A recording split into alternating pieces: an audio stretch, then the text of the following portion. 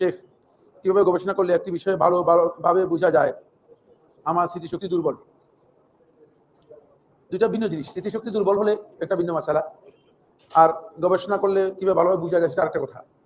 প্রথম কথা হচ্ছে, আপনি যদি কোনো বিষয় সম্পর্কে ভালোভাবে বুঝতে চান, ওই বিষয়ে সেলেফদের লেখা কিতাবে যেতে হবে।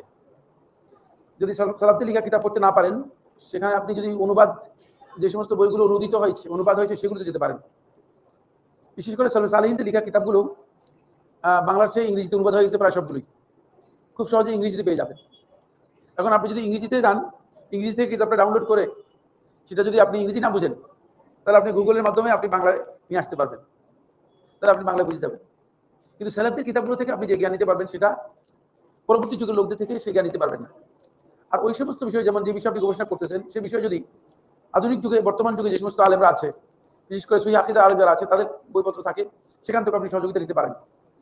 তবে এর জন্য অবশ্যই আপনাকে খেয়াল রাখতে হবে যে আরবি ভাষার জ্ঞান আপনার অর্জন করতে হবে। বিশেষ করে ইসলামী গবেষণা যদি করতে চান, মৌলিক বিষয় ইসলামের সম্পর্কে জানতে চান, তাহলে আরবি ভাষার জ্ঞানটা আপনার জন্য খুবই জরুরি। এই জন্য আমি সবাইকে বলবো যে আরবি ভাষাটা মোটামুটি বুঝেন, যে এরকম একটা জ্ঞান যদি আপনি অর্জন করেন, তাহলে আপনি ধরতে পারবেন। একেবারে ভাষার পণ্ডিত হতে হবে এটা শর্ত নয়, পণ্ডিত হওয়া সহজ নয়, পণ্ডিত হওয়া একটু কঠিন আছে, কিন্তু বুঝতে পারেন যে এই ধরনের জ্ঞান নিতে পারেন। আলহামদুলিল্লাহ, আমাদের সুন্নাহ কমপ্লেক্স আপনারা জানেন, মিরপুরে, মোহাম্মদপুরে, এখানে এখন ছাত্ররা মানে এক ছাত্র আছে, সে মানে কোরআনে কারীম মুখস্থ করতেছে, 8 পারা অর্থ সহ মুখস্থ করেছে। এখন সে কোরআনে যেখান দিয়ে ধরে তাকে আপনি সে অর্থ করে দিতে পারে। মানে 8 পারা অর্থ সহ মুখস্থ করেছে, পুরো কোরআনই অর্থ সহ মুখস্থ করবে। আমাদের ওখানে প্রজেক্ট হচ্ছে অর্থ সহ মুখস্থ করা, অর্থ সহ মুখস্থ করা। কারণ হচ্ছে অনেকে কোরআন আসলে পড়ে, কিন্তু কোরআন কিছুই বুঝে না।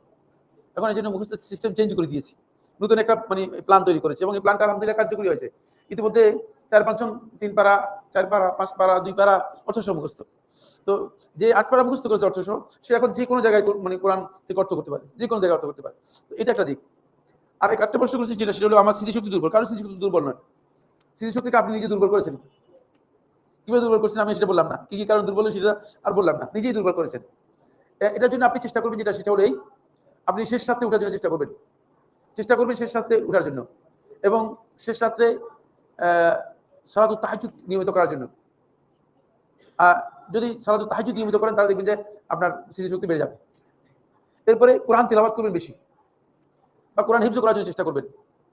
যে নিয়মিত কোরআন হিফজ করবে, হিফজ করার মাধ্যমে যে সমস্ত নার্ভগুলো কোনো কারণে স্তম্ভিত হয়ে গেছে, ইনএক্টিভ হয়ে গেছে, অথবা যে নার্ভগুলো যেগুলো আসলে কি হয় নাই, এখনো অ্যাক্টিভিটি হয় নাই, মানুষের মানে ব্রেনের যে নার্ভগুলো অ্যাক্টিভিটি হয় নাই, যে সেলগুলো চালুই হয় নাই, সেগুলো কোরআন মুখস্থ করলে চালু হয়ে যায়। কোরআন এত গুরুত্বপূর্ণ, কোরআন তো পাওয়ার, কোরআন পড়ে যে আল্লাহর কালাম,